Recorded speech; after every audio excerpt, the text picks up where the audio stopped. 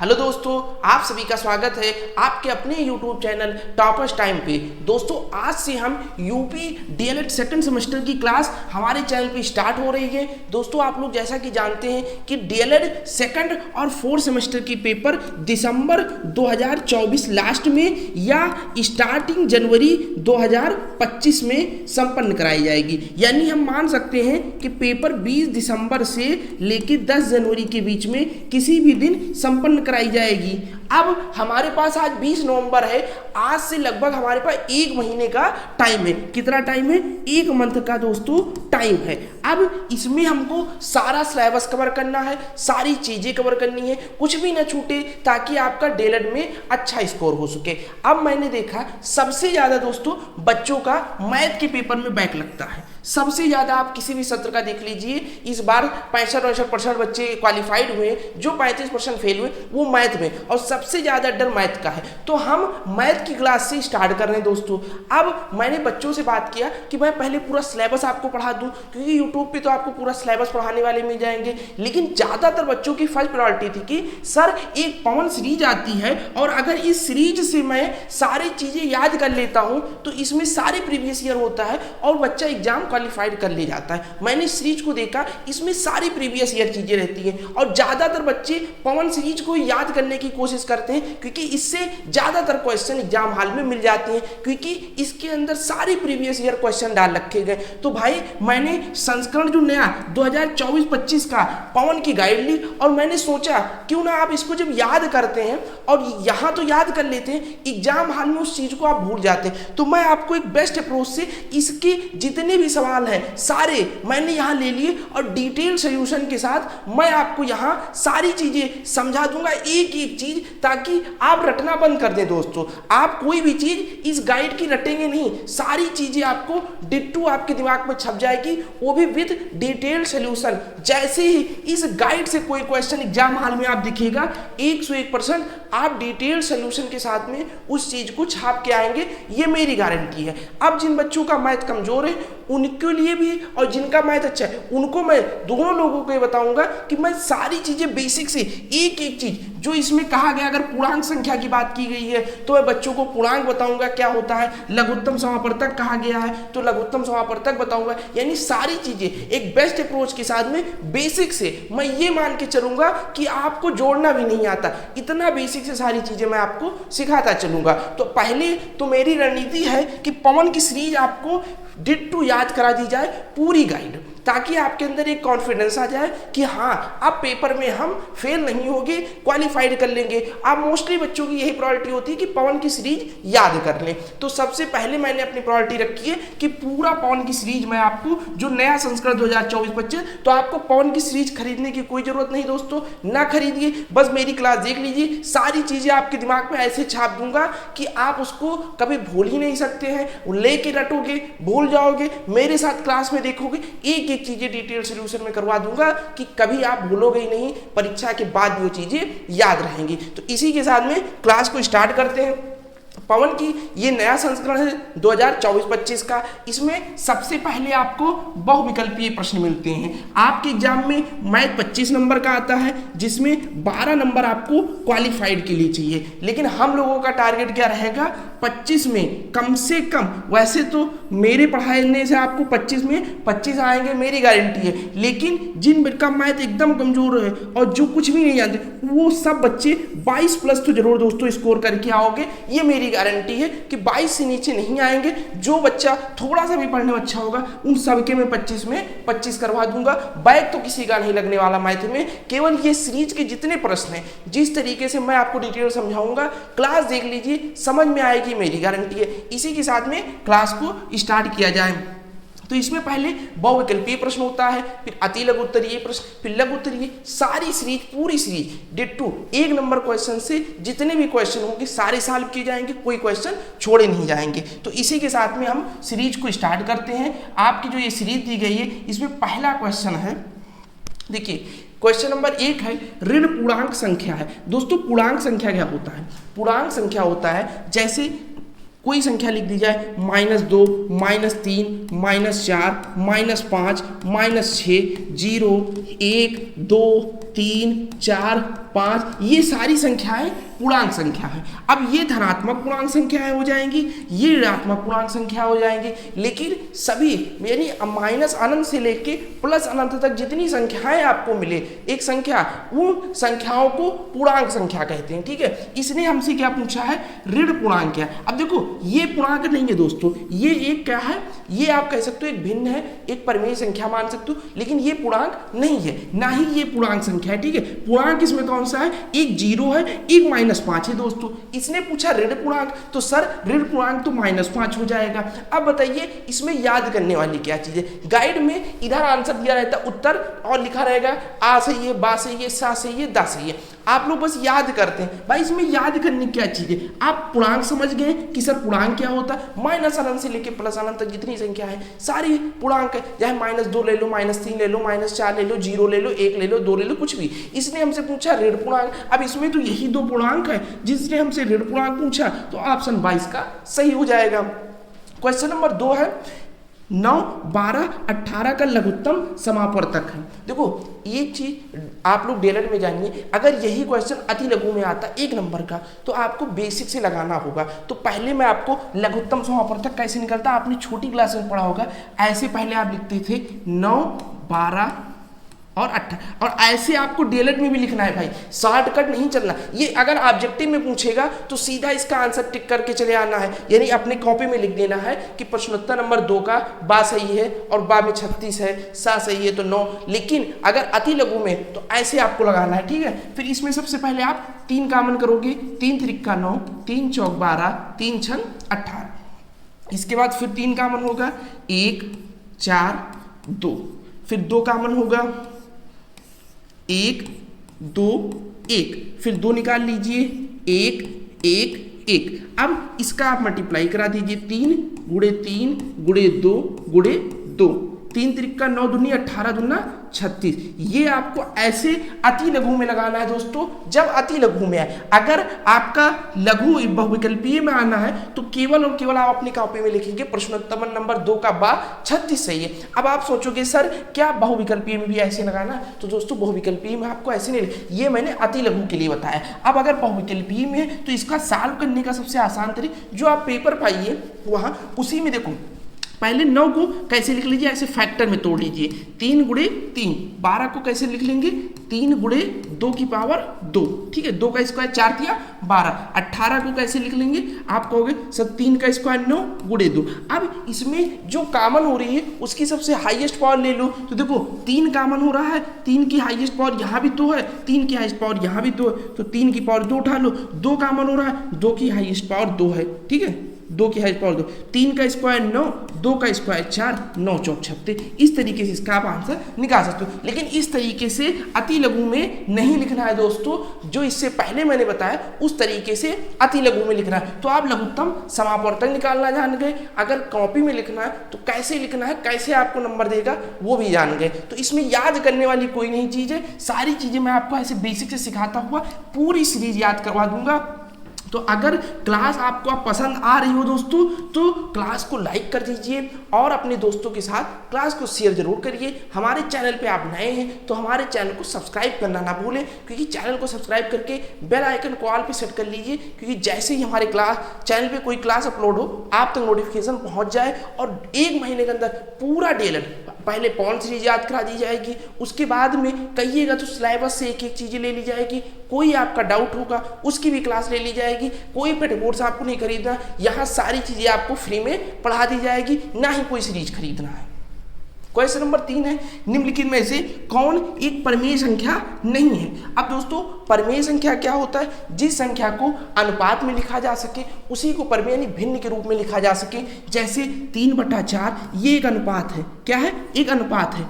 3:4 का एक अनुपात है, ये एक भिन्न संख्या, इसी को परिमेय संख्या कहते हैं, जो पूर्ण संख्या न हो। यानी 3/4 इसको दशमलव में आएगा तो यही एक भिन्न हो गया, यही एक परिमेय हो गया। अब आप कहोगे सर ये तो एक परिमेय है, भाई ये भी एक परिमेय है, ये भी एक परिमेय है, लेकिन पाई एक परिमेय नहीं है। तो ऑप्शन नंबर 7 सही हो जाएगा। अब इसमें आपको याद करने वाली कोई, अगर आपके दिमाग में ये छप गया कि परिमेय संख्या क्या होती है, तो एग्जाम हॉल में आप कभी भूल ही नहीं सकते। कोई किसी तरीके से क्वेश्चन बना के दे देगा, पूछ लेगा कौन सा परिमेय संख्या है, कौन सा परिमेय संख्या नहीं है, तो आप इजीली बता दोगे। अब अगर यही गाइड लेके आप याद कर लोगे परिमेय संख्या नहीं पाई, अब वहां पाई के जब कोई दूसरा ऑप्शन रख देगा आप कंफ्यूज हो जाओगे या भूल जाओगे। तो रटना नहीं है भाई, रटने के लिए गाइड ही ना खरीदिए, आप मेरे साथ पढ़िए, सारी चीजें मैं आपको डिटेल से समझा दूंगा। अब देखो पहले क्वेश्चन में मैंने पूर्णांक बता दिया, दूसरे में लासा लघुत्तम समापवर्तक बता दिया, तीसरे में मैंने आपको परिमेय संख्या बता दिया, ठीक है। अब चौथा क्वेश्चन देखते हैं, 9.5 का स्क्वायर का मान। अब देखो आप दशमलव वाले स्क्वायर का मान कैसे निकालिए, ये क्या लिखा है 9.5, इसको मान लीजिए 95 और 95 का मल्टीप्लाई करा लीजिए। देखो भाई सारी चीजें बेसिक से इसलिए बता रहा हूँ, डेलेट में सारी चीजें बेसिक से ही लिखना पड़ता है भाई। तो पहले इसका मल्टीप्लाई करा लीजिए, 25, 2 बचे 9 बचे 45 और 2 47। अब गुणा करना सब लोग जानते हैं, ना जानते हो आप ध्यान दे लीजिए, 9 बचे 45, 4 बचे 9 9 81 और 4 85, ये जोड़ लीजिए 5 7 5 12 1 4 1 5 5 10 1 8 1 9 9025। अब यहाँ दशमलव यहाँ दशमलव, एक अंक एक 2 अंक के बाद दशमलव लगा दीजिए, 1 2 2 अंक के बाद दशमलव लगा दिया, 90.25 इसका सही उत्तर हो जाएगा, ऑप्शन नंबर आ सही हो जाएगा 90.25। और दूसरी चीज बताऊं, सीरीज में कई क्वेश्चन के आंसर गलत भी दिए हैं भाई, तो सीरीज पे कभी आंख मूंद के विश्वास ना करना, कई सारे मैंने क्वेश्चन खुद देखे आंसर, इसीलिए मैंने सीरीज के आंसर काट दिए। जो आंसर मैं दिखा रहा हूँ इसका भी मैं लास्ट में फिर से लिख दूंगा, स्क्रीनशॉट ले लीजिएगा, एक बार रिवीजन कर लीजिएगा, यहीं से सारी चीजें आपको याद हो जाएगी। ना सीरीज खरीदिए ना सीरीज पे विश्वास करिए। चलिए नेक्स्ट क्वेश्चन चलते हैं, क्वेश्चन नंबर 5 की ओर। वर्ग 40 से 50 का मध्य बिंदु वर्ग चित्र क्या है। तो 40 से 50 के बीच में भाई 40 आएगा नहीं, 50 आएगा नहीं, 45 ही तो आएगा 40 से 50 के बीच में, तो ऑप्शन बा सही हो जाएगा, ठीक है।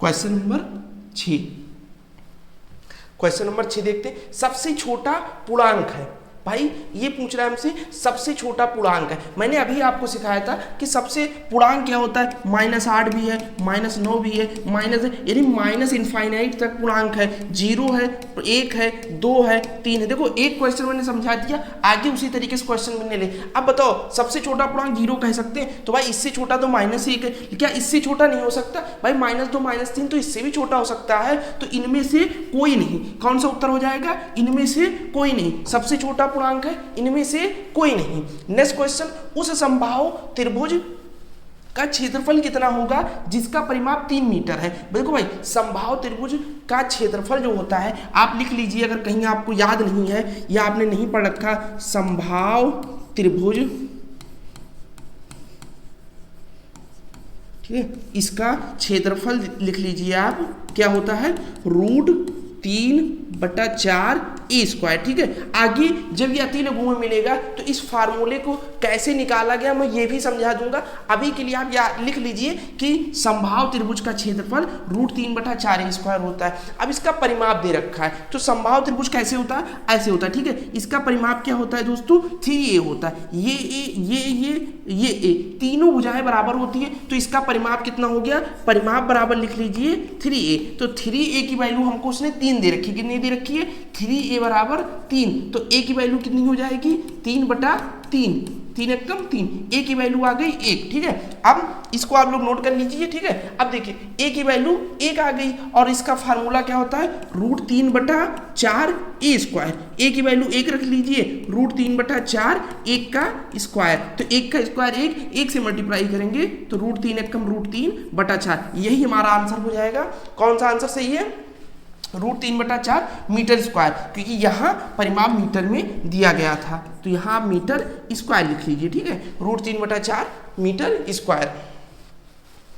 क्वेश्चन नंबर 8 है, निम्न में से अभाज्य संख्या है। अब देखो भाई ये भाज्य 4 दूनी 8, 2 4, 2 दूनी 4, ये सारे भाज्य है। 11 2 3, भाई 11 में किसी से नहीं कटेगा, 2 भी अभाज्य और 3 भी अभाज्य है, तो ये सेट तो अभाज्य है। 2 एक अभाज्य संख्या है भाई, क्योंकि अभाज्य की परिभाषा क्या होती है, जो स्वयं से कटे और 1 से कटे, वो संख्याएं अभाज्य संख्या होती है। अब 2 स्वयं से भी कट रहा है और 1 से कट रहा है, तो ये अभाज्य संख्या होगी। उसके बाद देखिए आप 3 7 9, 9 तो भाई कट जाएगा, ये होगा नहीं। 7 5 6, 6 कट जाएगा, तो कौन सा ऑप्शन सही हो जाएगा? ऑप्शन बा सही हो जाएगा। क्वेश्चन नंबर 9 देखते हैं।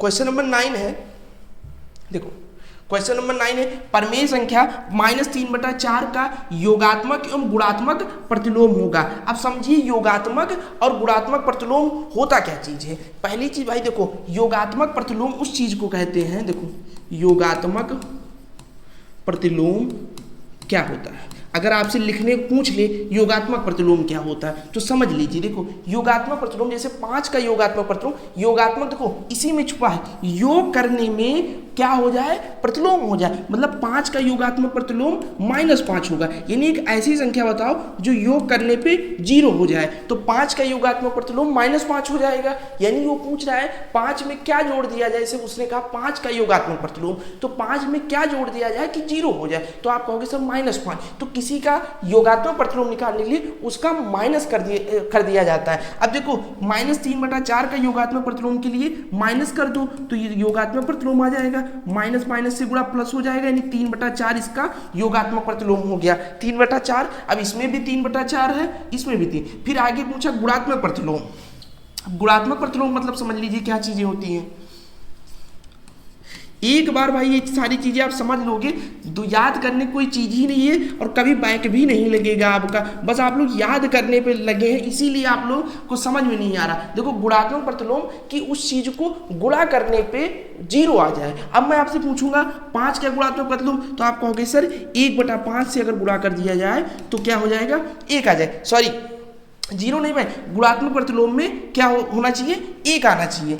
क्या आना चाहिए? 1 आना चाहिए। और योगात्मक प्रतिलोम में 0 आना चाहिए, तो गुणात्मक प्रतिलोम में 1 आना चाहिए। अब आप देखो 5 का गुणात्मक प्रतिलोम 1/5 हो गया, 10 का गुणात्मक प्रतिलोम 1/10 हो गया, यानी जस्ट उसी की अपोजिट से गुणा, जैसे 10 का 1/10 से मल्टीप्लाई कर दो, वही उसका गुणात्मक प्रतिलोम हो गया। अब यहाँ हमसे क्या पूछ रहा है? -3/4 का गुणात्मक प्रतिलोम, तो -3/4 का गुणात्मक प्रतिलोम माइनस का 4/3, जस्ट इसी का उल्ट के हम बता देंगे, यानी अपोजिट ही बता देंगे। अब देखो इसका गुणा करा के आप देखो 3 से 3 कैंसिल, 4 से 4 कैंसिल, माइनस माइनस प्लस 1 आ गया, तो गुणात्मक प्रतिलोम में -3/4 का -4/3 हो जाएगा, तो -4/3 इसमें दिया गया है, तो ऑप्शन कौन सा सही हो जाएगा? बा सही हो जाएगा। अब मैंने आपको बताया योगात्मक प्रतिलोम और गुणात्मक प्रतिलोम। योगात्मक प्रतिलोम में जस्ट उसी को माइनस से जोड़ दिया जाता है, यानी योगात्मक प्रतिलोम का मतलब इसमें क्या जोड़ा जाए कि इसका योग 0 हो जाए। तो 5 का योगात्मक प्रतिलोम -5, ऐसे 3/-3/4 का योगात्मक प्रतिलोम 3/4 आया था। दूसरा हमसे पूछा इसने गुणात्मक प्रतिलोम, तो गुणात्मक प्रतिलोम का मतलब होता है इसमें क्या जोड़ दिया जाए, किससे गुणा किया जाए कि इसका योग जो है 1 आ जाए, तो -3/4 के गुणात्मक प्रतिलोम -4/3। अब आप लोग योगात्मक प्रतिलोम और गुणात्मक प्रतिलोम दोनों चीजें समझ गए। अगर समझ गए तो एक बार कमेंट सेक्शन में थम्स अप कर दीजिए, ठीक है। अब एक बार अगर इसका किसी को स्क्रीनशॉट लेना है तो थोड़ा सा मैं एक बार सभी के आंसर पर टिक कर दूंगा, ताकि इसके सही आंसर आप लोग इसका स्क्रीनशॉट ले लीजिए। आप सीरीज पे ना विश्वास करिए, देखो पहले का बी सही है, दूसरे का बा सही है, तीसरे का सा सही है, चौथे का आ सही है, पांचवें का बा सही है, छठवें का दा सही है, सातवें का बा सही है, आठवें का बा सही है, नौवें का बा सही है। देखो अब सारे मैंने टिक कर दिए भाई, जिसको स्क्रीनशॉट लेना है स्क्रीनशॉट ले ले। इसी रणनीति से हम पढ़ेंगे, सटीक आंसर आपको मिलेगा, ये 100% सही आंसर है। दूसरी चीज, सारी चीजें मैंने आपको समझा दी है, इसमें कोई भी चीजें याद करने के लिए नहीं है। इसी तरीके से अब हम नेक्स्ट स्लाइड की ओर चलते हैं। एक चीज़ और मैं आपको बताना चाहूँगा, अगर किसी चीज़ में आपको भाई प्रॉब्लम हो रही है, कोई क्वेश्चन नहीं समझ में आया है या कुछ और है, तो ये रहा मेरा इंस्टाग्राम अकाउंट, ठीक है। देखो ये रहा मेरा इंस्टाग्राम प्रोफाइल सैफ_फारूकी15, ठीक है, ये रहा, ठीक है।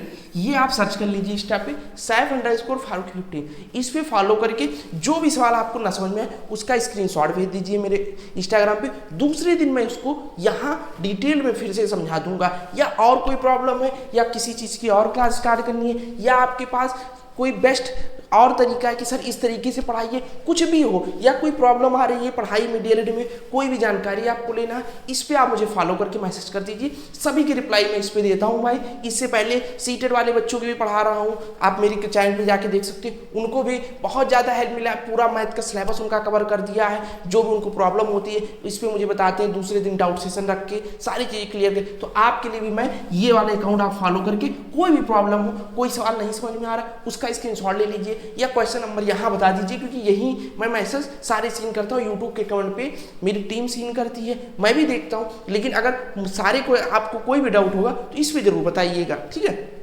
चलते हैं फिर अपने सीरीज पे, ठीक है।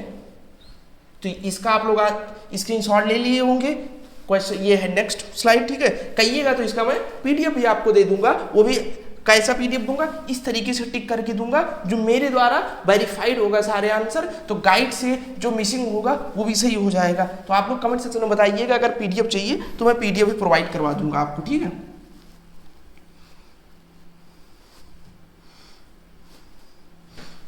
चलिए क्वेश्चन नंबर 10 है, निम्नलिखित में से रेखीय समीकरण कौन सा है। अब समझिए रेखीय समीकरण होता क्या है। रेखीय समीकरण, इसमें एक सवाल शब्द आया रेखीय समीकरण। भाई देखो, रेखीय समीकरण जिसके चर का मान 1 हो उसको रेखीय समीकरण कहते हैं, जिसके चर का मान 2 हो उसको द्विघात समीकरण। देखो इसमें x के चर का मान 1, इसमें x के चर का मान 1, इसमें x के चर का मान 1, इसमें x के चर का मान 2, तो ये एक द्विघात समीकरण हो गया। इसने हमसे पूछा कौन सा नहीं है, तो ऑप्शन सा जो है वो नहीं है। क्यों नहीं है, मैंने वही बता दिया, ये एक द्विघात समीकरण है, ये तीनों एक रेखीय समीकरण, ठीक है। नेक्स्ट क्वेश्चन, क्वेश्चन नंबर 11 है, किसी ठोस द्वारा घेरे गए स्थान की माप कहलाती है। भाई किसी ठोस के द्वारा घेरे गए स्थान की माप आयतन कहलाता है। कोई बॉक्स आप रख दो, जो एरिया घेरेगा वही उसका आयतन होगा, ठीक है। -1 और 1 के बीच कितनी परिमेय संख्या। अब मैंने आपको परिमेय संख्या भाई बता ही रखा है कि परिमेय संख्या होता क्या है, क्या होता है। कोई विभिन्न लिख दो, जैसे 20/17 लिख दो, ऐसे 21/8 लिख दो, कुछ भी लिख दो, ये सारे भिन्न ही हो जाएंगे, ठीक है। यही एक परिमेय संख्या है। अब -1 और 1 के बीच में आप अनंत परिमेय संख्याएं लिख सकते हैं। कैसे, अब जैसे देखो 3/4, ये भी 1 के से छोटा है और -1 से बड़ा है, ठीक है। ऐसे आप क्या लिख सकते हो, 5/6, ठीक है। ऐसे जितनी चाहो, इसका भी आंसर 1 से छोटा आएगा, -1 से बड़ा आएगा, तो ये कितनी हो जाएंगे, -1 और +1 के बीच कितनी परिमेय संख्या हो जाएंगी, अनंत संख्याएं हो जाएगी। तो इसका कौन सा ऑप्शन सही हो जाएगा, ऑप्शन नंबर 7 सही हो जाएगा। क्वेश्चन नंबर 13, एक वर्ग की परिमाप 4 मीटर है, ठीक है, उसका क्षेत्रफल होगा। भाई देखो वर्ग कहते कि इसको समझ लो आप लोग, ये रहा वर्ग, ठीक है। वर्ग की चारों भुजा, यानी इसकी आप अगर आपसे पूछ लिया जाए वर्ग की परिभाषा, 4 आकृतियों से घिरी वह बंद आकृति जिसकी चारों भुजाएं बराबर हो, क्या कहलाता है, वर्ग कहलाता है। इसका परिमाप क्या होता है, ये भी ए होगा, ये भी ए होगा, ये भी ए होगा, ये भी ए होगा। अब इसका परिमाप क्या होगा, तो इसका परिमाप आप कह सकते हो, इसका परिमाप 4a होगा और इसका क्षेत्रफल क्या होगा वर्ग का भाई, a² होगा। देखो इसीलिए मैंने कहा था सारी चीजें मैं आपको बेसिक से बताऊंगा। अब ये वर्ग का बेसिक हो गया, जिन बच्चों ने मैथ कभी नहीं पढ़ रखी उनको भी वर्ग समझ में आ गया कि वर्ग क्या है, एक ऐसी आकृति जो 4 भुजाओं से बंद आकृति हो और चारों भुजाएं बराबर हो, वही क्या कहलाता, वर्ग कहलाता। तो ये नोट कर लीजिए। अब आइए फिर से क्वेश्चन पे। क्वेश्चन क्या कहता, परिमाप 4 है, तो 4a वर्ग का परिमाप होता है, इसकी वैल्यू 4 दे रखी, तो a की कितना हो जाएगा, 4/4, 4 एकम 4, यानी a की वैल्यू 1 मीटर हो जाएगा। उसने हमसे क्या पूछा है भाई, इसका क्षेत्रफल पूछा है, a² कर दीजिए, 1 का स्क्वायर कितना हो जाएगा, 1 मीटर स्क्वायर हो जाएगा। यही इसका सही आंसर हो जाएगा, ऑप्शन नंबर आ सही हो जाएगा, ठीक है। चलिए क्वेश्चन नंबर 13 हो गया। अब क्वेश्चन नंबर हम लोग 14 पे चलते हैं।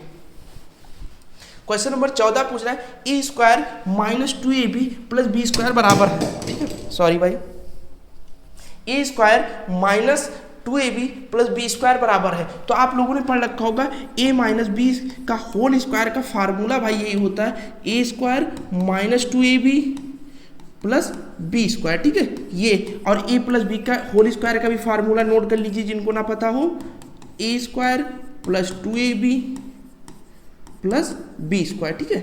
ये ए प्लस बी का होल स्क्वायर का फार्मूला, ये ए माइनस बी का होल स्क्वायर फार्मूला, यहाँ माइनस वाला दे रखा है तो ऑप्शन इसका सा सही हो जाएगा।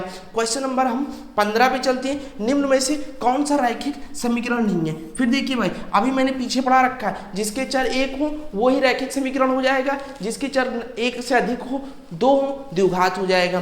तो भाई इसमें पूरी गाइड में कुछ ही चीज़ है, बाकी सारी चीज़ें रिपीटेड है। आप लोग जब रटते हैं तभी आपको लगता है, जब समझते हैं तो सारी चीज़ें सेम दिखने लगती है। अब देखो, इसमें चर एक है, ये रैखिक समीकरण हो गया, इसमें भी एक है, ये भी रैखिक समीकरण हो गया, इसमें भी चर एक है, ये भी अब यहाँ देखो x प्लस 1/x। अब इसको ध्यान से अगर आप लोग देखो क्या लिखा है, x प्लस 1/x बराबर 7। अब जब इसको सॉल्व करोगे तो इसका क्या हो जाएगा, x स्क्वायर हो जाएगा प्लस 1/x बराबर 7। एक्स स्क्वायर प्लस 1, इसका तिरछा गुणा करेंगे 1 से, हो गया एक्स स्क्वायर प्लस 1, एक्स से 7 का 7x। अब यहाँ देखो इसके चर कितना हो गया, ये 2 हो गया भाई, तो ये एक द्विघात समीकरण हो गया, ये रैखिक समीकरण नहीं है। हमसे उसने यही पूछा था कौन सा रैखिक समीकरण नहीं है, तो ऑप्शन नंबर द सही हो जाएगा, ठीक है।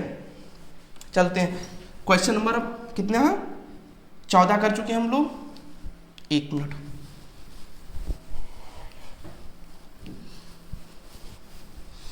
अभी सारे पे मैं एक बार टिक कर दूंगा, तब आप लोग स्क्रीनशॉट ले लीजिएगा, ठीक है। क्वेश्चन नंबर 13, 14, ठीक है। अब हम लोग क्वेश्चन नंबर 15 हो गया है, 16 से हम लोग को देखना है, ठीक है। चलिए क्वेश्चन नंबर 16 पे चलते हैं। एक त्रिभुज की भुजाएं 3 सेंटीमीटर, 5 सेंटीमीटर और 8 सेंटीमीटर है, तो त्रिभुज होगा। अब पहली चीज आप देखिए, त्रिभुज की तीनों भुजाओं का एक शर्त होता है भाई। जैसे मान लो त्रिभुज है 3 से 4, 5, तो किन्हीं दो भुजाओं का योग सदैव तीसरी भुजा से बड़ी होगी। त्रिभुज में ये चीज जरूर फॉलो करेगा भाई, किन्हीं दो भुजाओं का योग, कोई भी दो भुजा आप जोड़ दीजिए, उनका योग सदैव तीसरी भुजा से छोटी होगी और उनका अंतर सदैव तीसरी भुजा से क्या होगा, देखो योग क्या, 4, 3, 7 सदैव तीसरी भुजा से बड़ी होगी, बड़ी है, इनका अंतर सदैव इससे छोटी होगी। 3 और 4 से अंतर 1 से छोटी। तो इस चीज को आप अपने कॉपी में नोट कर लीजिए, कोई भी त्रिभुज तभी बनेगा जब उनकी किसी दो भुजाओं का योग सदैव तीसरी भुजा से बड़ी हो, दो भुजाओं का अंतर सदैव तीसरी भुजा से छोटी हो, ठीक है। अब देखिए सवाल जो हमको उसने दे रखा था 3, 5, 8, भाई देखो 3, 5, 8, अब देखो इसका योग 3 और 5 8 हो गया, तो ये तो भाई बराबर हो गया तीसरी भुजा के, तो ये कभी त्रिभुज बन ही नहीं सकता भाई। ऑप्शन द यहाँ रखा है, त्रिभुज संभव नहीं है। तो जहां भी ऐसे ऑप्शन दिखे, एक बार किन्हीं दो भुजाओं का योग करके जरूर देख लीजिएगा, क्या उससे तीसरी भुजा से उसका योग ज्यादा है, जो ज्यादा होगा तभी वो बनेगा। अब मान लो यहाँ पे 8 की जगह पे अगर आपको 1 दे दिया जाता तो इससे 8 से तो कम है, लेकिन इसका अंतर 2 से भी छोटा हो जाएगा, ये भी कभी त्रिभुज नहीं बनेगा। तो ये चीज जरूर याद कर लीजिए, दो भुजाओं का योग सदैव तीसरी भुजा से बड़ा होता है, दो भुजाओं का अंतर सदैव तीसरी भुजा से छोटा होता है, ठीक है। तो क्वेश्चन नंबर 16 का ऑप्शन नंबर द सही हो जाएगा। कौन सा सही हो जाएगा, द सही हो जाएगा। क्वेश्चन नंबर 17 है, निम्नलिखित संख्याओं में से प्राकृतिक संख्या है। कौन सी प्राकृतिक संख्या, ये दशमलव है, वो रूट में, ये 0 में, तो इसका ऑप्शन आ सही हो जाएगा। 2 एक प्राकृतिक संख्या है। क्वेश्चन नंबर 18 भी चलती, निम्नलिखित में से कौन सा परमेय संख्या नहीं। फिर भाई वही क्वेश्चन, 22/7 भी परमेय है, 0.69 ये भी अनुपात में परमेय है, 5/√16 ये भी परमेय, पाई फिर आ गया। देखो कितने रिपीट क्वेश्चन हो रहे हैं, तो ये परमेय संख्या नहीं है। क्वेश्चन नंबर 18 हो गया। क्वेश्चन नंबर 19 चलते, निम्नलिखित में से सर्वसमिका है, सर्वसम का है, ठीक है। तो सर्वसम का एक ऐसा चीज होता है जिसमें कोई भी वैल्यू अगर रखी जाए तो दोनों पद सदैव बराबर हो जाए। अब इसमें से आप देख लीजिए दोनों साइड किधर बराबर दिख रहे हैं भाई, देखो 2x + 3 = 5 नहीं, यहाँ देखो 2x, अब इसको देखो आप देखो 2x + 1 लिखा है बराबर 2x + 2, देखो अभी देखो 2 से गुणा कराओगे 2x + 2 बराबर 2x + 2, तो ये तो भाई सर्वसमिका, इसमें कोई भी वैल्यू आप रखोगे x की सदैव दोनों साइड बराबर होगी। तो सर्वसमिका में कोई भी वैल्यू आप पुट करोगे सदैव वो बराबर होगी, उसी को सर्वसमिका कहते हैं। तो इसका ऑप्शन बा सही हो जाएगा। देखो यहाँ 4 = 2x + 6 ये भी नहीं बराबर, x + 4 = 6 - 3 ये भी नहीं बराबर, तो सर्वसमिका कौन सी हो जाएगी, ऑप्शन नंबर बा। अब क्वेश्चन नंबर 20 की ओर चलते हैं। 3 की पावर x प्लस 2 बराबर 81। तो x का मान अगर आपको थोड़ा सा ब्लर दिख रहा हो तो आप अपने जो YouTube पे देख रहे हैं वहाँ सेटिंग पे क्वालिटी को बढ़ा के 720 पे देखिए। अगर 360 पे चल रहा है वीडियो तो 720 कर लीजिए, क्वालिटी आपको अच्छी दिखेगी, सारी चीज़ें आपको बेस्ट दिखने लगेगी। ठीक है, क्वेश्चन नंबर 20 है 3 की पावर x प्लस 2 क्या है, 3 की पावर x प्लस 2 बराबर 81। 3 की पावर x प्लस 2 बराबर 81। तो x का मान अब देखो इसमें क्या होगा, इसको हम पहले यहाँ 3 की पावर है तो यहाँ 3 की पावर x प्लस 2 है, 81 को 3 की पावर में लिखेंगे, 3 त्रिक 9 त्रिक 27 या 81, 3 की पावर 4। अब देखो आधार दोनों बराबर हो गया, कैंसिल कर दो, x प्लस 2 बराबर 4 आ गया। ठीक है, इसको बराबर दिखा दो, जब आधार सेम होता है दोनों कैंसिल हो जाते हैं। x प्लस 2 बराबर 4 तो x बराबर 4 माइनस 2 प्लस 2 इधर आएगा माइनस 2 हो जाएगा, तो x बराबर 4 से 2 जाएगा 2। इसका आंसर कितना हो जाएगा, 2 हो जाएगा। ऑप्शन नंबर आ सही है। ठीक है, तो ये रहे 20 क्वेश्चन। अब आपको सारे क्वेश्चन समझ में आ गए होंगे, नहीं समझ में आए होंगे मैंने अपनी इंस्टाग्राम प्रोफाइल दी है, जो भी क्वेश्चन ना समझ में आया हो दूसरे दिन बताइएगा, मैं फिर से समझा दूंगा। अब एक बार मैं सारे आंसर पे आपको टिक करके दे रहा हूँ ताकि आप इसका स्क्रीनशॉट ले लीजिए। ठीक है, 1 मिनट।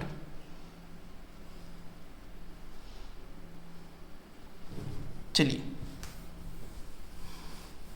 क्वेश्चन नंबर 10 का कौन सा आंसर सही आया था, ऑप्शन सा सही आया था। क्वेश्चन नंबर 11 का ऑप्शन बा सही आया था। क्वेश्चन नंबर 11, क्वेश्चन नंबर 12 का सा सही आया था। क्वेश्चन नंबर 13 का आ सही आया था। क्वेश्चन नंबर 14 का सा सही आया था, नहीं सॉरी सा नहीं, ए स्क्वायर माइनस नहीं ए माइनस बी का होल स्क्वायर, बा सही आया था। अगर शुरू में बताने में मैंने यहाँ लगा दिया होगा आंसर तो ध्यान दे लीजिएगा, ए माइनस बी का होल स्क्वायर मैंने फार्मूला लिखाया था। ठीक है, क्वेश्चन नंबर 15 का कौन सा सही बताया था, दा सही बताया था। क्वेश्चन नंबर 16 का कौन सा सही बताया था, त्रिभुज समूह ने दा बताया था। क्वेश्चन नंबर 17 में प्राकृतिक संख्या आ बताया था। क्वेश्चन नंबर 18 में बा बताया था। क्वेश्चन नंबर 19 में बा बताया था। क्वेश्चन नंबर 20 में कौन सा बताया था, आ बताया था। ठीक है, अब एक बार आप इसका स्क्रीनशॉट ले लीजिए और इसी को अपने गैलरी में सेव कर लीजिए, एक बार देख लीजिएगा, सारे आंसर 100% वेरीफाइड है। चलिए क्वेश्चन नंबर 21 से हम देखते हैं।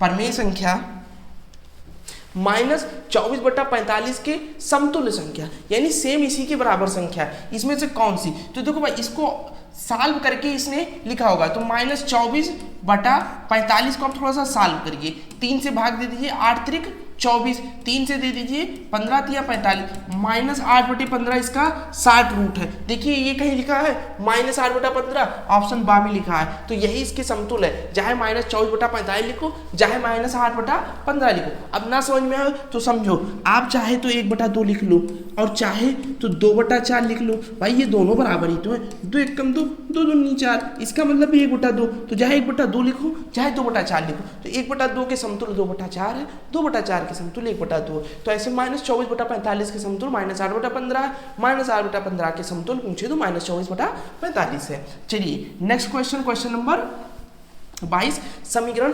x/4 + 10 बराबर -4 में x का मान ज्ञात करिए।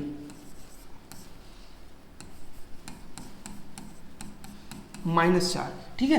अब पहले आप इसको जोड़ लीजिए, भिन्नों का जोड़ पहले नीचे का नीचे से गुणा, 4 एकम 4, क्रॉस मल्टीप्लाई x एकम x, ठीक है, फिर ऐसे क्रॉस मल्टीप्लाई 4 धामा 40, ठीक है, यहाँ -4। अब फिर इधर से क्रॉस मल्टीप्लाई कर लीजिए x + 40 और -4 चौक 16, ठीक है।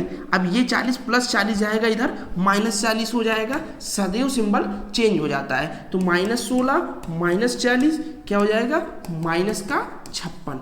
x की आंसर कितना आ जाएगा -56। ऑप्शन नंबर आ सही हो जाएगा, ठीक है, ऑप्शन नंबर आ। ये रहा इसका डिटेल सोल्यूशन, मैंने आपको जोड़ना भी बता दिया, नीचे से नीचे का मल्टीप्लाई फिर क्रॉस मल्टीप्लाई करा लीजिए, ठीक है। तो ये रहा क्वेश्चन नंबर 22। क्वेश्चन नंबर 23, दोस्तों एक बार फिर कहूँगा, अगर वीडियो पसंद आ रही हो तो वीडियो को लाइक करिए, और चैनल को सब्सक्राइब करिए। इसी से हम मोटिवेट होते हैं दोस्तों, हमको पता चलती है कि आपको क्लास अच्छी लग रही है, तभी हम निरंतर आपके लिए कुछ नया करते हुए चलेंगे। तो जो चीज़ें मैंने स्टार्ट की है अगर आपको पसंद आ रही हो, हमारे चैनल को सब्सक्राइब करके वीडियो को लाइक करके अपने दोस्तों के साथ जरूर शेयर करें, या आपके जो स्कूल का ग्रुप बना होगा सभी बच्चों के डीएलएड का ग्रुप, अगर डाइट से हैं तो भी बना होगा, प्राइवेट से होंगे तो भी बना, उस ग्रुप में आप वीडियो को भी सेंड कर दीजिए। वहाँ बताइए कि सर से जुड़िए, कोई पावर सीरीज नहीं खरीदना, न याद करने की चिंता लेना, बस इनकी क्लास देखिए, डिटेल में सारी चीज़ें पढ़ा के आपको याद करा देंगे। चलिए क्वेश्चन नंबर 23 की ओर चलते हैं। एक वर्ग जिसकी भुजा 1.6 मीटर है, वर्ग का क्षेत्रफल। अब पीछे मैंने वर्ग समझा दिया था, वर्ग का परिमाप 4 है, वर्ग का क्षेत्रफल भुजा स्क्वायर, ठीक है। एक वर्ग जिसकी भुजा 1.6 मीटर है, इसका वर्ग का क्षेत्रफल तो 1.6 जो भुजा है 1.6 है, तो वर्ग के क्षेत्रफल भुजा स्क्वायर होता है, 1.6 का स्क्वायर कर लीजिए। अब आपको दशमलव का स्क्वायर नहीं करना था, तो पहले देखो स्क्वायर का मतलब उसी संख्या से गुणा, तो हमको क्या करना है 1.6 का गुणा कराना है। अब पहले आप 16 × 16 कर लीजिए, 6 36, 3 6 कम 6 3 9, 6 कम 6 1 1 कम 1, 6 9 6 15 और 2 256। अब एक यहाँ दशमलव, एक यहाँ, 2 अंक के बाद दशमलव, तो 2 अंक के बाद दशमलव लगा दीजिए, 2.56 क्या हो जाएगा 2.56 वर्ग मीटर। ऑप्शन नंबर 62 हो जाएगा, ठीक है। सभी को समझ में आ गया होगा? अगर समझ में आ गया है तो आप लोग थम्स अप जरूर कर दीजिए, ताकि हमको पता चले आपको सारे क्वेश्चन समझ में आ रहे हैं। क्वेश्चन नंबर 24 की ओर चलते हैं। सबसे छोटी समअभाज्य संख्या, सबसे छोटी समअभाज्य संख्या, तो सबसे छोटी समअभाज्य संख्या कौन सा होता है? 2 होता है। कौन सा होता है? याद कर लीजिए, सिंपल सा, सबसे छोटी समअभाज्य संख्या 2 होती है। क्वेश्चन नंबर 25 की ओर चलते हैं। किसी त्रिभुज का क्षेत्रफल 45 वर्ग सेंटीमीटर तथा आधार 15 सेंटीमीटर, इस त्रिभुज की ऊंचाई होगी। अब भाई देखो, त्रिभुज का जो क्षेत्रफल होता है, देखो त्रिभुज का क्षेत्रफल बराबर 1/2 आधार गुणे ऊंचाई, ठीक है। अब इस फार्मूले को आप नोट कर लीजिए, इस पे डीएलएड में सवाल एक जरूर देखने को मिलता है। त्रिभुज का क्षेत्रफल बराबर आधार 1/2 गुणे आधार गुणे ऊंचाई, ठीक है। अब इसने हमसे क्या बताया है, यहाँ देखो क्षेत्रफल 45 वर्ग मीटर, तो त्रिभुज के क्षेत्रफल की जगह 45 वर्ग मीटर रख लो। फिर आधार कितना दे रखा हमको, यहाँ 15 सेंटीमीटर दे रखा है, तो 1/2 गुणे 15, और ऊंचाई हमको इसकी ज्ञात करनी, क्या ऊंचाई, तो गुणे ऊंचाई ऐसे रख लो, ठीक है। अब देखो यहाँ ये 2 जो है इधर से क्रॉस मल्टीप्लाई होगा, तो 45 दूना 90, और इधर क्या हो जाएगा 15 गुणे ऊंचाई, ठीक है। अब 15 इधर आएगा, ऊंचाई बराबर क्या हो जाएगा 90/15, ठीक है। 15 छक्का 90, तो ऊंचाई कितना आ जाएगा 6 सेंटीमीटर। कौन सा ऑप्शन सही हो जाएगा? ऑप्शन नंबर 10 सही हो जाएगा। तो इसको आप याद कर लीजिए, त्रिभुज का क्षेत्रफल बराबर 1/2 आधार गुणे ऊंचाई। अगर ए नंबर में अति लघु में आता है तो ऐसे आप सुंदर से लिखिएगा, त्रिभुज का क्षेत्रफल बराबर 1/2 आधार गुणे ऊंचाई, फिर 45/1 बराबर 1/2 गुणे 15 गुणे ऊंचाई, फिर यहाँ आप क्रॉस मल्टीप्लाई करके निकाल देना, ऊंचाई बराबर 90/15। जब इस तरीके से डीएलएड में लिखोगे तभी आपको भाई नंबर मिलेंगे। अगर शॉर्ट में लिख के चले आए नहीं मिलेगा, लेकिन बहुविकल्पीय में नहीं लिखा, जब अति लघु में आए ये सारे क्वेश्चन आपको अति लघु में भी मिलेंगे। इसीलिए मैं यही आपको समझाते चल रहा हूँ कि कैसे आपको लिखना है, क्योंकि डीएलएड में कॉपी लिखने का भाई तरीका अलग होता है, ठीक है। क्वेश्चन नंबर 10 आ गया। 2 असमान परिमेय संख्याओं के बीच परिमेय संख्याएं होती हैं। भाई अनंत वही वाला है जैसे अभी उसने पूछा था, -1 और +1 के बीच में कितने परिमेय संख्या, ऐसे उसने पूछ लिया 2 असमान परिमेय संख्या, यानी समान ना हो, चाहे 15 और 20 के बीच में हो, कोई भी ले लो, -5 से -8 के बीच में हो, दोनों एक ही संख्या ना हो, के बीच में कितनी परिमेय संख्याएं होंगी? अनंत। तो देखो रिपीटेड क्वेश्चन है ये, टाइम ज़्यादा नहीं लेंगे इस पर। क्वेश्चन नंबर 13 की ओर चलते हैं। निम्नांकित कथनों में से सत्य कथन है। पहला दिया गया, एक धनात्मक पूर्णांक अपने योगात्मक प्रतिलोम से बड़ा होता है। अब पूर्णांक मैंने बता रखा है, धनात्मक क्या होगा, 1 2 3 4 5 6 कुछ भी ले लो, सब धनात्मक पूर्णांक। मान लो मैंने 5 ले लिया, जो मैंने भी उदाहरण लिया था, ठीक है। का योगात्मक प्रतिलोम से सदियों, तो इसका योगात्मक प्रतिलोम कहोगे सर -5 होगा। आपने पढ़ा रखा है कि योगात्मक प्रतिलोम में उस संख्या को जोड़ा जाता है जिससे उसका योग 0 आ जाए, तो 5 का योगात्मक प्रतिलोम -5 होता है। तो इसने वही कहा कि ये पूछा है कि एक धनात्मक पूर्णांक अपने योगात्मक प्रतिलोम से बड़ा होता है, तो -5 से 5 बड़ा है नहीं बड़ा, बिल्कुल सही। इसने पूछा कौन सा कथन सत्य है, तो भाई आ वाला कथन तो हमको पहले ही सत्य मिल गया।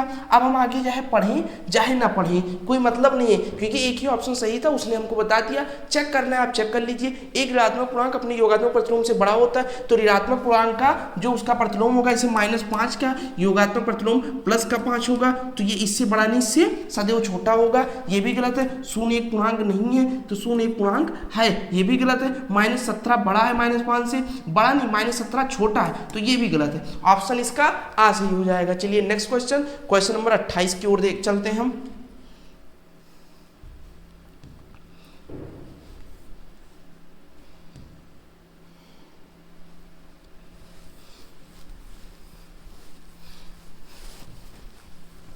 क्वेश्चन नंबर 28 से 21 की अनुवर्ती का मतलब होता है भाई उसकी जस्ट बाद वाला नंबर। जैसे 10 का अनुवर्ती आपसे कह दे 11 का अनुवर्ती 12, तो इसने कहा 21 के अनुवर्ती 22, फिर अनुवर्ती की अनुवर्ती 22 का अनुवर्ती 23, ये भी डीएलएड में एक नंबर में आता है। तो अनुवर्ती आप समझ गए कि जस्ट उसके बाद वाले नंबर को अनुवर्ती कहते हैं। 10 का अनुवर्ती 11, 11 का अनुवर्ती 12, 12 का अनुवर्ती 13, ठीक है। तो अनुवर्ती सभी लोग का क्लियर हो गया।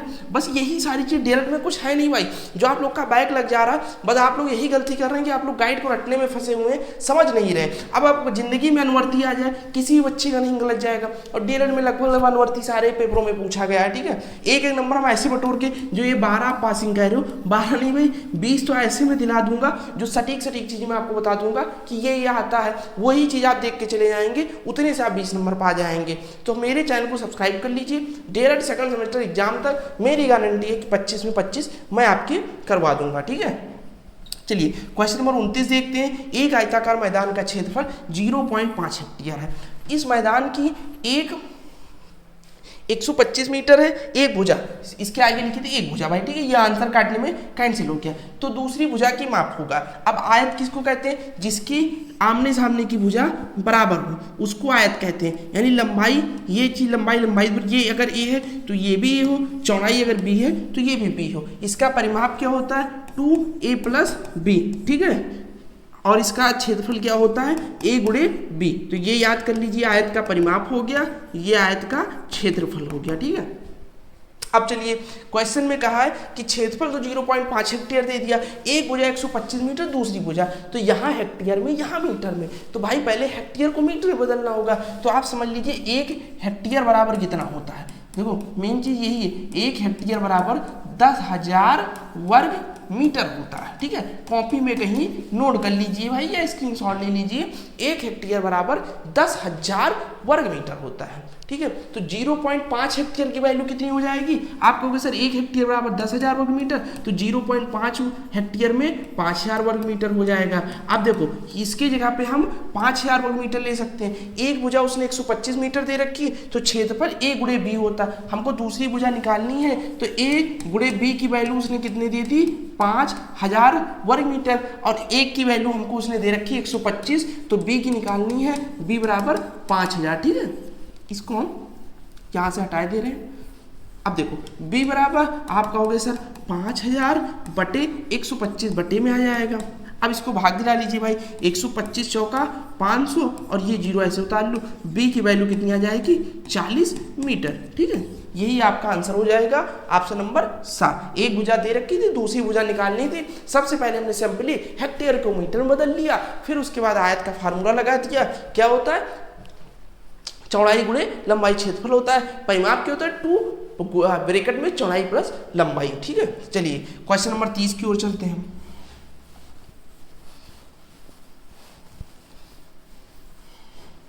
क्वेश्चन नंबर 30 की ओर चलते हैं। क्वेश्चन नंबर 30 है, एक घन मीटर बराबर है। 1 घन मीटर बराबर है, सिंपली याद कर लीजिए 10,000 लीटर के बराबर होता है 1 घन मीटर, ठीक है। ये आपसे कई बार उसने पूछा रखा, तो इसको आप सिंपली याद कर लीजिए। 1 घन मीटर बराबर 1,000 लीटर होता है। कितना होता है? 1,000 लीटर होता है। 1 घन मीटर बराबर 1,000 लीटर होता है। क्वेश्चन नंबर 31 है, पूर्ण संख्याओं में योग का तत्समक अवयव होता है। पूर्ण संख्याओं में योग का तत्समक अवयव होता है, ठीक है। चलिए बताइए।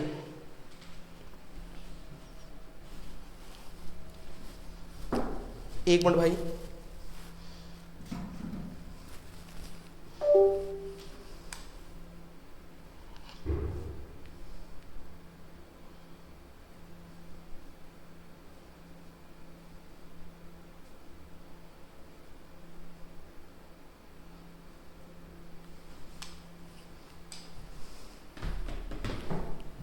चलिए क्वेश्चन नंबर हम लोग कितने पे थे, 31 पे, ठीक है।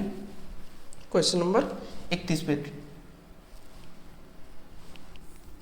क्या कह रहा है, एक पूर्ण संख्याओं में योग का तत्समक अवयव होता है। देखो भाई सीधा सीधा याद करने वाला क्वेश्चन, पूर्ण संख्याओं में योग का तत्समक अवयव क्या होता है, 0 होता है। क्या होता है, 0 होता है। सिंपल से आपको इसको याद करना है। अब एक बार हम लोग सारे का आंसर आपको बता दें, स्क्रीनशॉट ले लीजिए आप लोग जिसको लेना हो, 1 मिनट,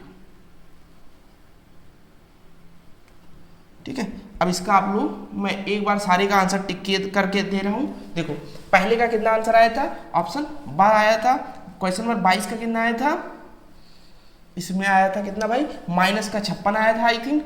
क्वेश्चन नंबर 23 का कितना आया था, 2.56 वर्ग मीटर आया था। क्वेश्चन नंबर 24 का समभाज बा आया था। किसी त्रिभुज वाले में क्या आया था, किसी त्रिभुज का क्षेत्र 45 वर्ग सेंटीमीटर, आधार 15 सेंटीमीटर, तो इसका 6 सेंटीमीटर आया था, दा आया था। फिर क्वेश्चन नंबर 26 का अनंत आया था, सा आया था। क्वेश्चन नंबर 27 का आ सही था। क्वेश्चन नंबर 28 में क्या आया था, 21 की अनुवर्ती की अनुवर्ती, मैंने 21 के बाद 22, 22 के बाद 23 बताया था। क्वेश्चन नंबर 29 में कितना आया भाई, सा आया था। क्वेश्चन नंबर 30 में कितना आया, दा आया। क्वेश्चन नंबर 31 में कितना आया, आ आया। ये रहा आपका 100% वेरीफाइड आंसर की। इसका आप लोग स्क्रीनशॉट ले लीजिए, ठीक है। चलिए नेक्स्ट पेज पे चलें।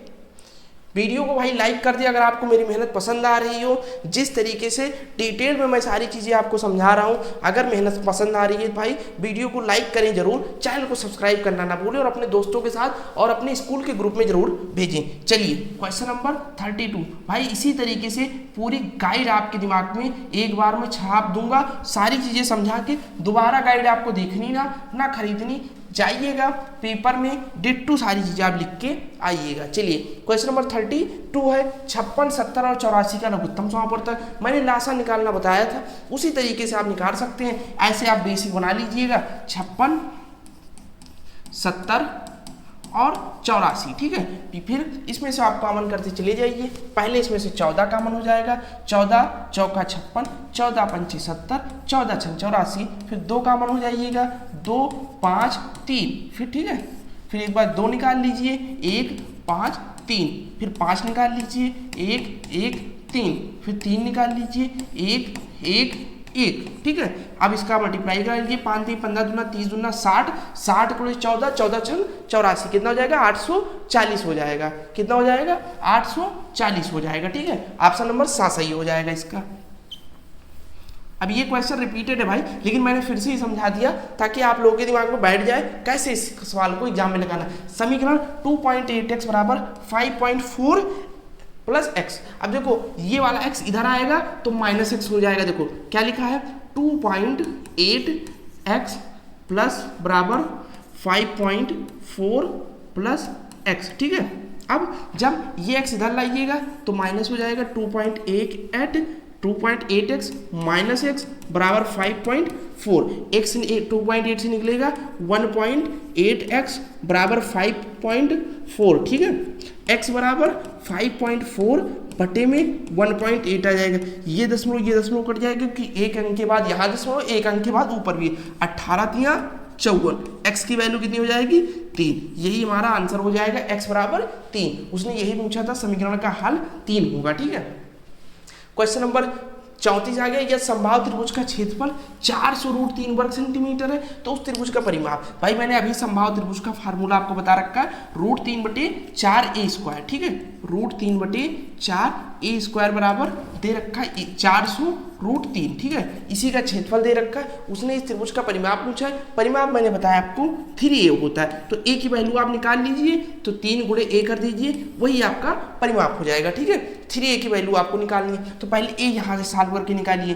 √3/4 a² बराबर 400√3, तो a² बराबर 400√3 और ये जब इस साइड में आएगा तो √3/4 4/√3 में परिवर्तित हो जाएगा। √3 से √3 कैंसिल, ए स्क्वायर बराबर 4 चौक 16, 2 जीरो ऐसे उतार, तो ए स्क्वायर बराबर 16, तो ए बराबर √1600। 1600 किसका भाई वर्ग है? 40 का, तो ए बराबर 40। ए की वैल्यू 40 आ गई, परिमाप 3a होता है तो 3 × 40, 40 दिया 120, यही इसका परिमाप हो जाएगा 120 सेंटीमीटर। कौन सा ऑप्शन सही है? Option number 82। ऐसे आपको डिट्टू जैसे मैं लिख के लगा रहा हूँ ऐसे आपको एग्जाम हॉल में भी लगाना है भाई, तभी आपको पूरा नंबर दिया जाएगा। लेकिन बहुविकल्पीय में नहीं, अति लघु में दे, लघु में दे, तब इस तरीके लगाना। बहुविकल्पीय में तो आप इसका मन में जोड़ के या आप अपने रफ्कार में जोड़ लीजिए, पेपर में जोड़ लीजिए और उसके बाद सीधा आप ऑप्शन लिख दीजिएगा 34 का बा 120 सेंटीमीटर सही है। चलिए next question, question number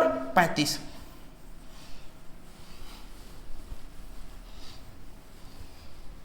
question number 35, x² - 2xy + 9y² और x² + 2xy - 8y² का योगफल। देखो भाई इसको जोड़ना है, क्या है? जोड़ना है। x² - 2xy + का 9y², क्या जोड़ना है इसमें? प्लस x² + 2xy - 8y² जोड़ना है। ठीक है, अब देखो x² और x² मिलके कहोगे आप सर 2x², ठीक है, -2xy और +2xy तो कैंसिल हो जाएगा, 2xy से -2xy निकल जाएगा, 0 बचेगा, प्लस का 9y² का -8y² निकलेगा, प्लस का y² बचेगा, 9 से 8 हो जाएगा, घट जाएगा, तो इसका योग कितना होगा? 2x² + y²। ऑप्शन नंबर कौन सा सही हो जाएगा? बा सही हो जाएगा। चलिए क्वेश्चन नंबर 36 की ओर चलते हैं। 10, 65 और 91 का लासा। अब इसका आंसर मैंने 2 चक्कर आपको निकाल चुका, 32 का और उससे पहले भी मैंने एक क्वेश्चन आया था, तो इसका आंसर आप लोग निकाल के कमेंट सेक्शन में कमेंट करिए, मैं सभी के कमेंट चेक करूंगा। ठीक है, तो आप लोग 10, 65 और 91 का लासा निकाल के देखिए। वैसे इसका आंसर मेरे हिसाब से 910 आएगा। ठीक है, आप लोग चेक कर लीजिएगा, एक बार निकाल के जरूर चेक कर लीजिएगा, 910 ही आएगा। ठीक है, क्वेश्चन नंबर 37 है। 2 असमान परिमेय संख्याओं के बीच संख्याएं होती भाई रिपीटेड क्वेश्चन अनंत, मैंने कई बार बता रखा है। ठीक है, क्वेश्चन नंबर 37 हो गया। चलिए क्वेश्चन नंबर 38 की ओर चलते हैं। जो चीजें मैंने आपको 2-3 बार बता दी, उस पर ज्यादा मैं टाइम नहीं लेना चाहूंगा। ठीक है, क्वेश्चन नंबर 37 के बाद 38 आ गया।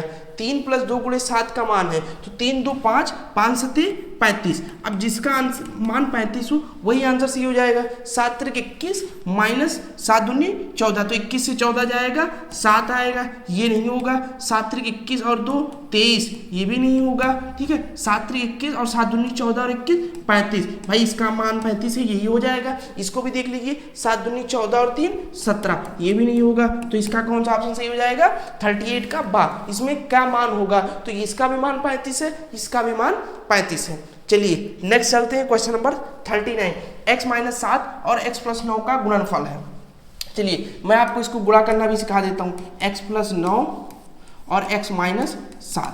पहले देखो एक x उठाइए, x से इस पूरे में गुणा करिए, फिर 9 उठाइए, 9 से इस पूरे में गुणा करना है। पहले x उठाए तो x से x का गुणा, आप कहोगे सर x², x से -7 का गुणा -7 है, फिर +9 से x का गुणा +9x, +9 से -7 का गुणा तो 9 × 7 = 63, प्लस का गुणा माइनस। ठीक है, अब x² ऐसे लिख लीजिए, 9x से 7x गया, माइनस का 2x और माइनस का 63, यही इसका गुणनफल होगा। x² - 2x माइनस का 63। एक मिनट, ठीक है, यहाँ 9x से 7x निकलेगा, प्लस का 2x हो जाएगा। ठीक है, 9 से 7 गया तो प्लस वाला 2x, x² + 2x - 63, option number 7 सही हो गया। ठीक है, क्वेश्चन नंबर 40 है। एक त्रिभुज का क्षेत्रफल 48 वर्ग सेंटीमीटर, यदि इसकी ऊंचाई 8 सेंटीमीटर है तो त्रिभुज का आधार होगा। भाई मैंने ये भी आपको पढ़ा रखा है इससे पहले कि त्रिभुज का क्षेत्रफल बराबर 1/2 आधार गुणे ऊंचाई। ठीक है, क्षेत्रफल 48 दे रखा बराबर 1/2 गुणे आधार गुणे ऊंचाई। ठीक है, यही तो मैंने आपको पढ़ाया था भाई, ऊंचाई। ठीक है, अब 48 बराबर 1/2 आधार, उसने ऊंचाई 8 दे रखा है तो त्रिभुज का आधार तो ऊंचाई रख दो 8 गुणे आधार हमको निकालना है, ठीक है। तो 48 दूना 96 हो जाएगा, 8 इधर आ जाएगा बराबर आधार हो जाएगा, ठीक है। 12 अट्ठे 96, तो आधार बराबर 12 हो जाएगा, ऑप्शन नंबर आ सही हो जाएगा। जब ये अति लघु में आएगा तो डिटेल से मैं सारी चीज़ें लिख के आपको समझा दूंगा। यहाँ भी डिटेल से समझा रहा हूँ लेकिन थोड़ा फास्ट कर रहा हूँ ताकि थोड़ा जल्दी हो जाए। अति लघु में सारी चीज़ें डिट्टू जैसे आपको पेपर में लिखना वैसे समझाऊंगा। तो ये हो गए आपके 40 क्वेश्चन, ठीक है। इसमें अति लघु के भाई कितने क्वेश्चन दिए हुए इस पेपर में, शायद 85 क्वेश्चन दे रखा है। एक बार मैं रुक जाऊँ देख के बताता हूँ आपको। पहले तो 40 तक का आप लोग आंसर एक बार स्क्रीनशॉट ले लीजिए, ठीक है। ये रहा, ठीक है। 32 का कितना आया था, सा आया था। 33 का कितना आया था, इसमें भाई कितना आया था, सा आया था, 3 आया था। 34 में कितना आया था, आई थिंक 120 आया था, बा आया था, ठीक है। कोई आंसर अगर लगाने में गलत हो जाए तो आप लोग कमेंट कर दीजिएगा सर, क्योंकि मैंने साल सबके करा रखे भाई, फिर मेमोरी बेस आपको बताता रहता हूँ। 35 का क्या आया था, 35 में आया था भाई, इसको योगफल हमने किया था तो क्या आया था 2x² प्लस वाई, तो आया था 2x² प्लस ये कैंसिल हो गया था 9y से, हाँ 2x² प्लस वाई आया था, बा आया था। क्वेश्चन नंबर 36 में मैंने आपको सा बताया था। ये आपका होमवर्क है, इसको लगा के कमेंट सेक्शन में कमेंट जरूर करिएगा, ठीक है। क्वेश्चन नंबर 37 का दा आया था। क्वेश्चन नंबर 38 का बा आया था। क्वेश्चन नंबर 39 का आंसर सा आया है। क्वेश्चन नंबर 40 का आंसर आया, ठीक है। इसका स्क्रीनशॉट एक बार आप लोग ले लीजिए, ठीक है। अब ये जो मैंने करा दिया आपको 40 क्वेश्चन, इसमें है कितने भाई, ये रहे 52, उसके बाद 64, उसके बाद 74, उसके बाद 85 क्वेश्चन अति लघु के दिए गए भाई, ठीक है। तो पहले आधा लगभग में मैंने 40 क्वेश्चन सॉल्व करा दिया। अब मैं एक बार आप लोग का रिव्यू चाहूंगा भाई। फिर इसके बाद 40 से 85 तक मैं दूसरी क्लास में अति बहुविकल्पीय खत्म करा दूंगा। उसके बाद में अति लघु और लघु सारे खत्म करा दूंगा। लेकिन पहले मैं हमने ये चाहता हूँ जिस तरीके से मैं पढ़ा रहा हूँ आपको समझ में आ रहा है, समझ में आ रहा हो तो ज़्यादा से ज़्यादा लोगों को शेयर करिए, कमेंट करिए, लाइक करिए, चैनल को सब्सक्राइब करिए। कोई भी डाउट हो भाई तो मैंने आपको ये अपनी इंस्टाग्राम प्रोफाइल दे रखी है, ठीक है। ये आप सर्च कर लीजिए saif_फारूक15, इस पर मुझे फॉलो करके मैसेज कर दीजिए। सारे डाउट आपके सॉल्व किए जाएंगे। डीएलएड से रिगार्डिंग कुछ भी हो या सीटेट के रिगार्डिंग कुछ भी आप पूछ सकते हैं, ठीक है। एज ए दोस्त मैं आपको सारी चीज़ें गाइड करने की कोशिश करूंगा, क्योंकि मैंने खुद बीएड, डीएलएड, सीटेट सारी चीज़ें क्वालिफाइड करके एज ए टीचर मैं इस टाइम वर्क कर रहा हूं, ठीक है। तो इसीलिए मैं आपसे कह रहा हूं जो भी चीज़ें सारी चीज़ें मैं से गुजर चुका हूं, तो इसलिए मैं आपको अच्छा गाइडेंस दे पाऊंगा। तो जो भी प्रॉब्लम हो वो आप मुझसे पूछ सकते हैं। और क्लास कैसी लगी इसका रिव्यू भाई जरूर दीजिए, ताकि दूसरी क्लास में 40 के बाद से 41 से 85 तक खत्म करा दूं। और पवन सीरीज जो मैंने आपसे कहा, पवन सीरीज जो है बिना आपको खरीदे एक बार में सारी चीज़ें मैं आपको याद करवा दूंगा। याद क्या, सारी चीज़ें समझा के करवा दूंगा। तो अब आप भाई इस क्लास में मुझे रिव्यू दीजिए। मेरे इंस्टाग्राम पे भी जाके आप मुझे रिव्यू दे सकते हैं। अपनी इंस्टाग्राम की प्रोफाइल मैं आपको कमेंट सेक्शन में पिन कर दूंगा, वहां से डायरेक्ट क्लिक करके आप इंस्टाग्राम मेरे प्रोफाइल पे जा सकते हैं, या यूट्यूब के कमेंट सेक्शन में आप मुझे बता सकते हैं कि सर क्लास अच्छी लगी। और अपने दोस्तों के साथ शेयर करिए, जितने लाइक आएंगे मुझे उतना मोटिवेट मिलेगा, आपके लिए अच्छा करेंगे।